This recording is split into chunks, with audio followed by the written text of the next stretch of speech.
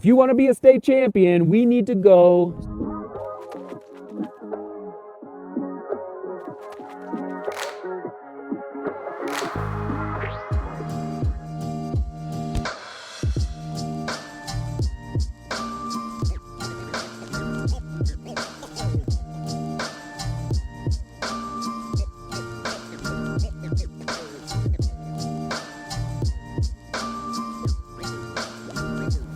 Not too shabby.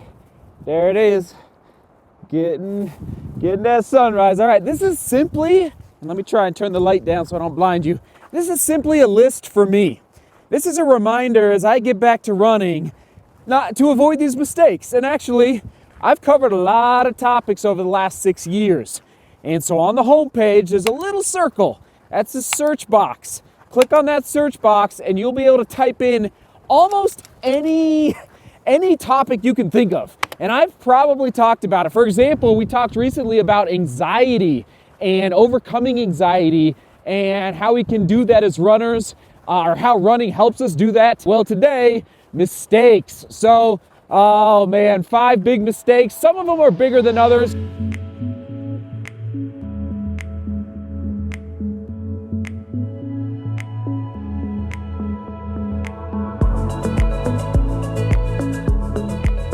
Big mistake number 1, this is Rotterdam, the PHT, the hamstring issue, which, may have led eventually to the sacrum issue. So not paying enough attention. We're going up this trail, I do believe. Rattlesnake Gulch, that sounds good. Prehab, paying enough time, putting enough work in to the prehab, AKA strength and conditioning. Up we go. Seeking beauty out here. All right, number 2.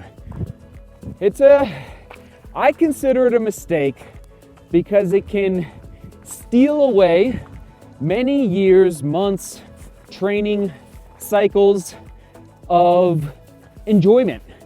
And if you're not enjoying running, what are you doing out here? It's like, it's great to compete, but we gotta, you put so much time into this sport. You might as well enjoy the process. Finish lines are great and all, but if you're not enjoying the steps, the doorknobs, the early mornings, the coffee, in my case, if you're not enjoying everything you're doing with even the little things like the stretching, it's just gonna be very hard. So to help you enjoy, find your niche, find your niche. Isn't that French? If you can, that's a mistake that I've seen other runners make, and frankly, I've fallen into it in the past. So find your niche within the running world. You can run 100 miles on the hardest mountains in the world, across the desert, and yes, around a track. You can qualify for the Masters, national and world championships, where 75 plus year olds are competing in the mile. I'm not sure if they do 5Ks. They probably do on the track though. So you might think that you're a road runner when actually you're more of a track runner. Or you might think you're a mountain runner when in reality you're more of a cross-country runner. There's different ways to find your joy within this sport.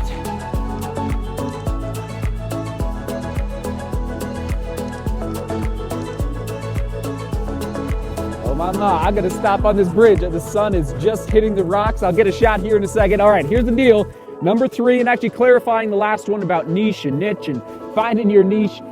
It's only a mistake if you're not enjoying it. If you're just kind of slogging it out and you're getting burned out. Because I get it. Some runners do like variety. In fact, like cross country it can strengthen your legs so much. So I understand if you do enjoy variety, but if you're going through the motions and not enjoying it, that's where it can become, I've seen it become a mistake for other runners where they just get burned out very quickly up here between the ears. All right, number 3, here we go. Very practical.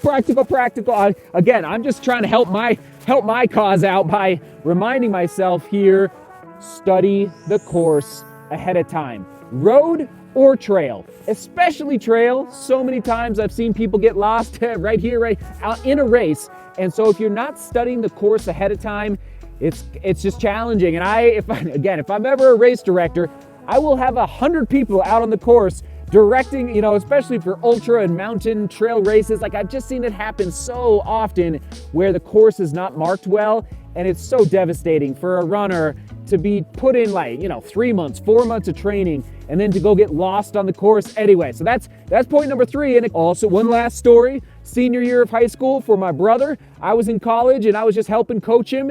And I said, you know what, Joseph, if you want to be a state champion, we need to go study the course. So we drove up to Fort Collins. It was a brand new course. And we said, okay, right here, we're going to make our move. And we did. And I was standing right at that point in the race. And he was the state, he took off and nobody could catch him. I think it was it was a little before the mile mark. It might have been like 3/4 of a mile. Maybe it was a mile and a quarter, and it was right over around the mile mark. And I just said, Joseph, this is your moment. Let it loose. And sure enough, he let it loose and he was state champion. All right, let's keep going here. Know the course.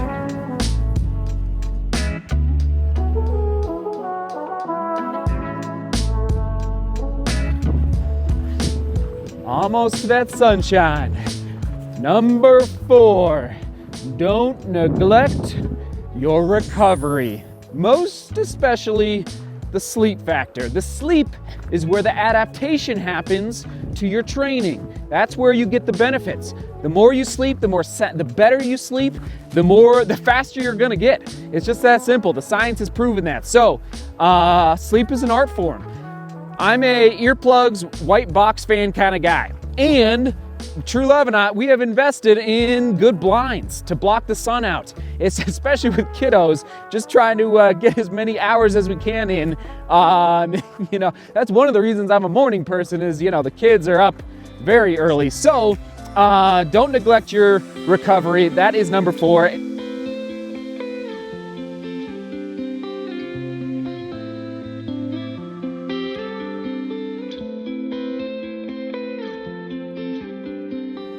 We found the sun. Oh my. Yes, we did.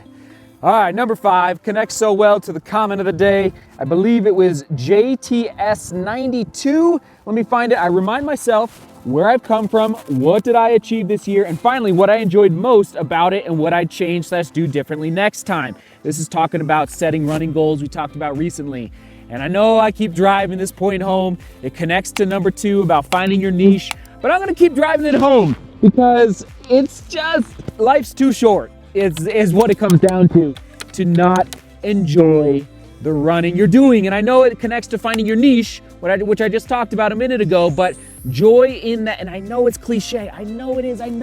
Now listen, if you're committed to a cross-country team, track team, and you need to do a certain type of training in order to perform at your best, in order to contribute to the team, that's important. You gotta set your own ambitions aside. I'm past that. I'm not part of a team. Running is a little bit of an individual sport, and that's okay. That's actually nice as an adult because it allows you to, again, find the joy in what you love doing. I am probably an ultra runner. I am probably a mountain ultra runner. I am probably not a track guy. You guys know that. The track is fine. I'll go to the track. I know it's important to go fast. Whether you're getting ready for really any event, but especially the roads or a track event, but it's just not where I find the joy in running. And so I'll do it in order to achieve goals, but I won't put myself through, 4 months of training and be miserable hitting the track 2 or 3 times a week. It's just not how I find, but some people do, and lean into that. Lean into where you find joy in running. And I refuse to stop driving this point home because I do see it sometimes on Strava, definitely on Instagram, where just people are posting, and they post their workouts and they do a little ride, and they just don't seem like they have found joy in the process. So I'm gonna keep driving. That's mistake number 5 is make sure you do find joy in the process. Don't put yourself through misery. And of course, it connects to finding your niche of racing, the type of racing that you like to do. That is it, everybody. Onward you go. We'll toss it to finding your niche. Absolutely. That's an old vlog, probably 2 or 3 years ago. Right here. All right, everyone. Seek beauty, work hard, and love each other. See you tomorrow.